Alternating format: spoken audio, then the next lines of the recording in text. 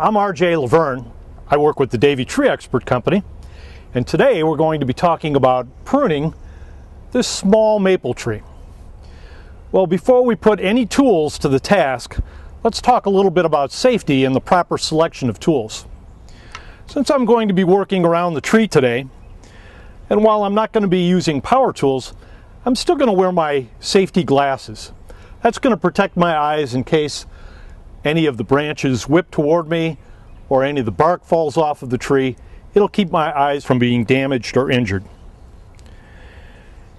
Let's talk about proper selection of pruning tools. There's nothing on this tree that needs a power tool. There's no room for a chainsaw in what we're about to do today. All of the branches are small enough that can be safely and efficiently pruned with hand tools.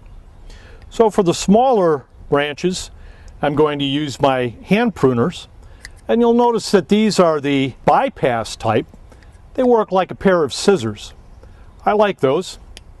And for the larger branches, I'll use the lopping shears, and it has the same type of bypass motion like a scissors that will cut through the larger branches. In this case, these loppers are rated for use on branches that are up to 1.75 inches in diameter. We'll get to these a little bit later. Now let's take a look at our tree and decide which branches we want to keep and which branches we want to remove. The first step is to look for any branches that are broken or diseased, and we'll take those branches off first. So right off the bat, we can see that we have a branch here that was broken. So I can simply snip this off, but that would leave this stub of a branch, which would make it difficult for the branch to heal from behind.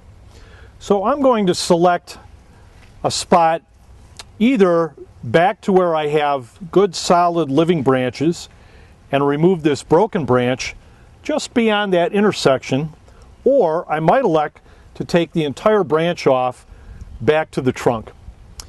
And in this case, I'm going to elect to do the latter and take the branch all the way back off to the trunk. Other than that one branch, I don't see any branches that are broken or diseased. So we'll take this one off first. Next, we're going to look at the top of the tree. And we want to identify one of these leaders that will take over as the trunk.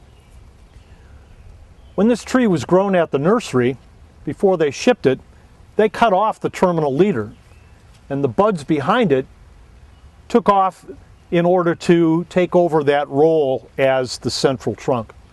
Well, we want to select the strongest, the best of these three, and remove the other two.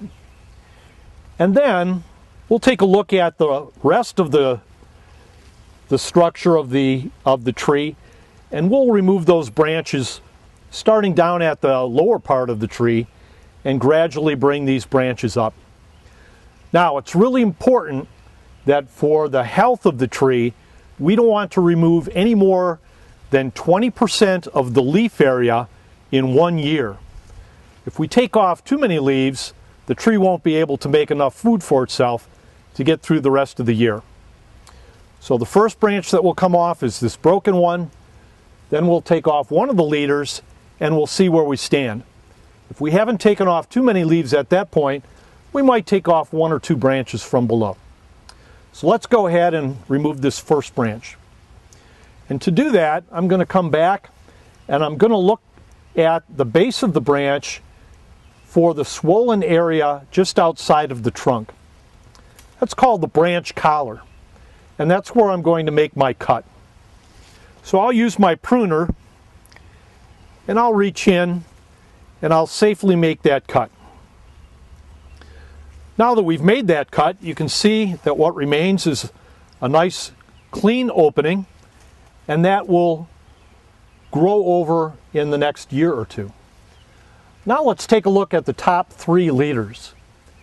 And I think this one that's going off to the back is probably the least desirable of those 3. We're going to take this one off this year and maybe come back next year and take off one or the other of the two that remain. But again, I don't want to take off too many leaves in this 1 year. So let's go ahead and make that pruning cut. And since that branch is a little bit bigger, I'm going to elect to use my lopping shears. So once again, I'll identify the branch collar and make a clean cut just outside of the branch collar. Now, as you can see, there were quite a few leaves on that last branch that I took off. And combined with the first branch that I removed, we're getting somewhat close to that 20% of the leaf area.